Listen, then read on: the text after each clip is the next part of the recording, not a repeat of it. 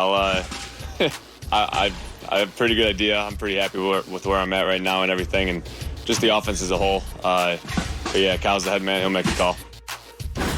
That was a big smile. Shannon, do you have a pretty good idea who is going to start? I said it. I believe it's going to be Jimmy G. I'll still say that, Skip. Look at their schedule. The first 2 weeks, they're on the road at Detroit, at Philly. Then they come home Green Bay, Seattle, at Arizona versus bye week, then versus Indy.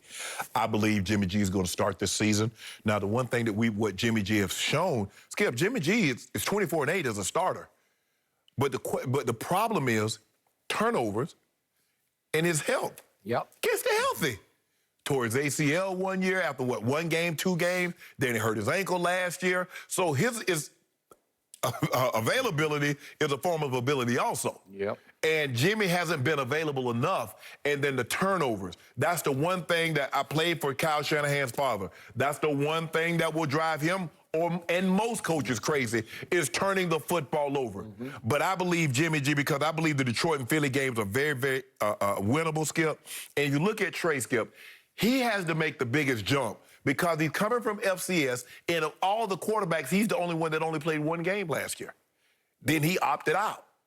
So for me, Skip, I just think the thing is that Jimmy G knows this offense. He'll be very good. I believe these are 2 very, very winnable games. And I think Trey has played well, but it normally takes him a little while to get wound up, Skip. And so for me, with that being said, having watched the games closely, knowing Kyle the way that I know him, I believe Jimmy G is going to start this season. Now, I'm not saying Jimmy G is going to finish this season as the starting quarterback of the 49ers, but I do believe he starts the season. Okay, after what I saw yesterday, you could be right. Okay.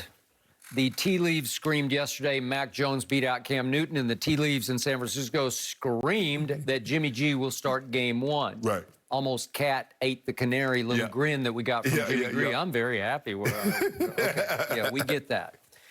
Okay, so I am a fan of your man, Kyle Shanahan. I am a much bigger fan, as you know, of Trey Lance, and I believe his ceiling will be the highest of all these rookie quarterbacks, including one who got the starting job yesterday in Jacksonville. No shock, Trevor Lawrence. We knew that was coming. Yes. Obviously, Jacksonville and San Francisco have very different aspirations this year. Very different goals. Because in 49er headquarters, they think they have a shot, I'm sure, to go win it all. Right. They have that kind of roster. Yes.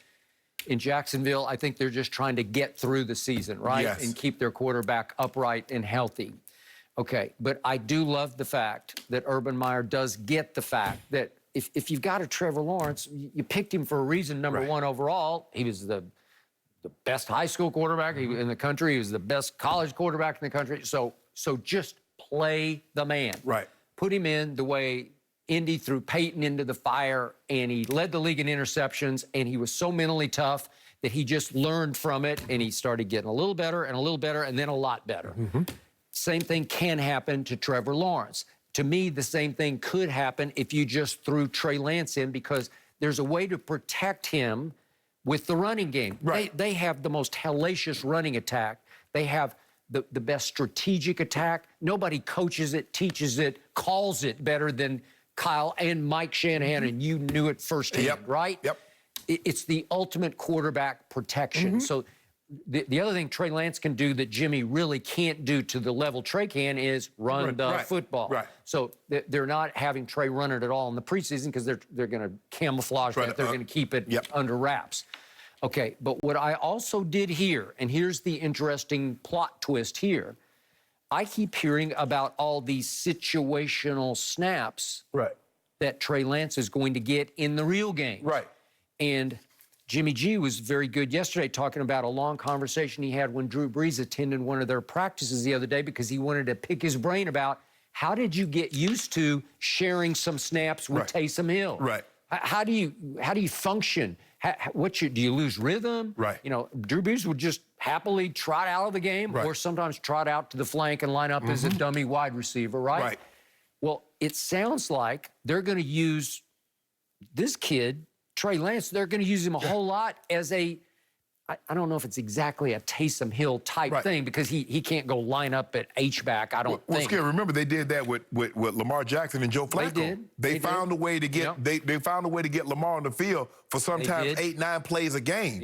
In different situations. Sometimes they let it throw him, but a lot of times, Skip, it was designed runs. But I want to get him in the game, get a feel, and let him know just how fast. Because you don't really you think you know when you're on the sidelines, but you actually need to get into the fire to feel just how hard it is. And so I believe they'll do a situation like that. But Skip, Jimmy G did take a team to the Super Bowl. He was one bad throw from possibly tying the game up, getting the game to an overtime, and who knows what could have happened. Maybe Patrick Mahomes comes out, lead him down, and kick a field goal. We never know. But he was 3 yards too deep on a pass from tying this game up. He's 24-8 as a starter. The question is, but remember, keep him in that healthy. fourth quarter, his stats were nightmarish.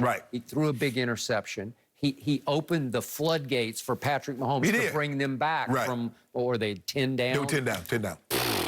Well, that's what sticks in the craw of John Lynch and Kyle Shanahan. That happened. And you know it could happen again when you least expect it. He goes haywire. I think the thing is, Skip, had they removed Jimmy G, because in situations like Peyton, they removed anybody that could have possibly challenged Peyton.